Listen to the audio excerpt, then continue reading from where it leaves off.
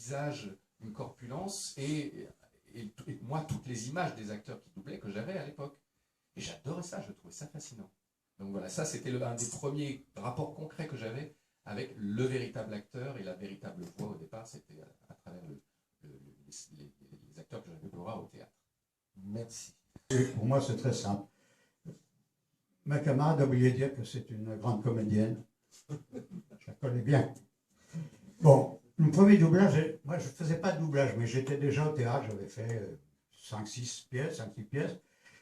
Je jouais une pièce qu'avait montée Franck, et à la fin, il y a un monsieur de la métro Goldwyn-Mayer, de Vriès, tu l'as connu bien sûr, non? Trop jeune. Et bon, de Vriès, et il me dit, votre voix me plaît bien, vous ne faites pas de doublage? Non, je sais que j'ai des camarades en doublage, je n'avais jamais vraiment touché, par hasard. Hein.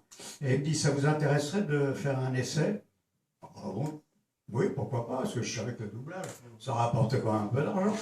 Et je me dis, oui, je vais donc faire ce doublage. Je fais l'essai complètement détendu, puisque je n'avais pas besoin, je faisais du théâtre, la radio, donc je vivais de mon métier déjà. Et je vois le premier, il me fait lire, bon, je vous appellerai de ma voix après-demain. Il m'appelle, il dit, bon, ben, vous faites le rôle.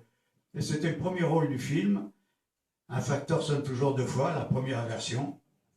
C'était John Garfield.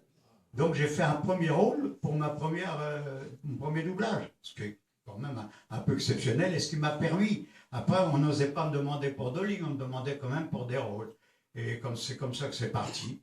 Et c'est grâce à ce doublage que j'ai pu choisir, comme je vous l'ai dit tout à l'heure, c'est grâce au doublage que j'ai pu construire ma maison.